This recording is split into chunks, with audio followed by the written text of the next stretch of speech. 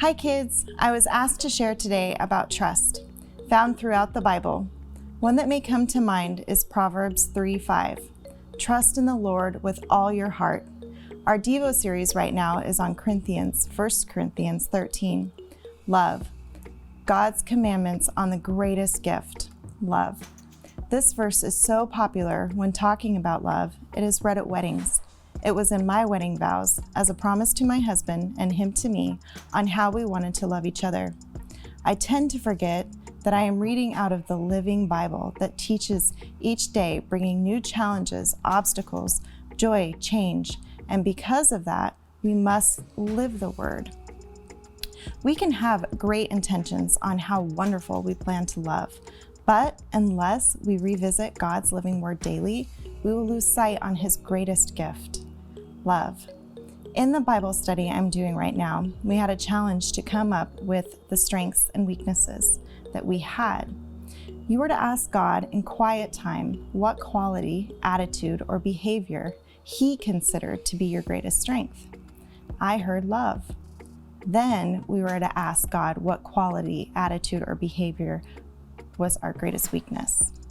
I heard trust.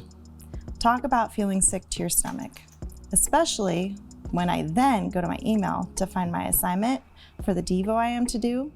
Next to my name, 2 words, love, trust.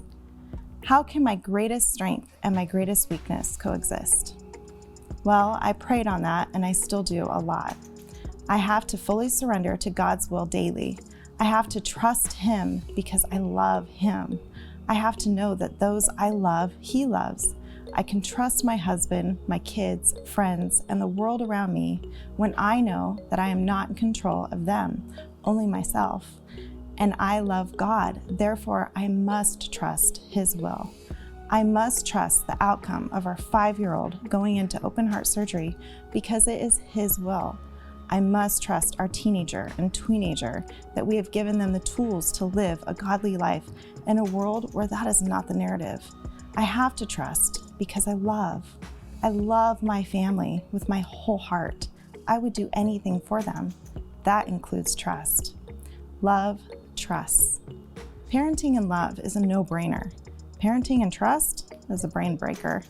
I think sometimes we don't trust because we know what we are capable of, because we are all sinners. As parents, we want better for our children. We don't want them to make mistakes or decisions that we know will lead down a rough path. We have a high schooler who has a permit and is learning to drive. We are teaching her to be a defensive driver. You cannot trust what other drivers are going to do, we say. We have a middle schooler who is now at the age of questioning everything. We say, we trust you, but we don't trust strangers. We have a 5-year-old who had to live up at a hospital for a month and go through a lot of pain, trusting us that it was for the best. Having to trust doctors and nurses, she became friends with in the end. She has taught us a lot about trust these past 5 years. We live in a world where we must trust God's will because we can't trust anything else. Daily, we hear of new things that we shake our heads at and pray about, questioning what is going on. We must trust because we love. As I said in the beginning, we see trust throughout the Bible. Noah trusted God when no one else would listen. Daniel faced lions. Mary trusted an angel, and Jesus cried out, "Lord, your will be done." So how does one love and trust? Well, I struggle with that. But through prayer and God's divine sense of timing, I am reminded I must. If I love him, I must trust his will. The rest of Proverbs 3:5 says, "And lean not on your own understanding." We will endure moments of broken trust from strangers, family, friends, those we love. We may not understand it, but we are still to love. With love comes trust. Jesus knew all he was going to endure, yet he trusted God's will, and God knew all he was going to give with that trust in him. Jesus trusted God because he loved him with his whole heart. Because of Jesus' love, he came out of the tomb.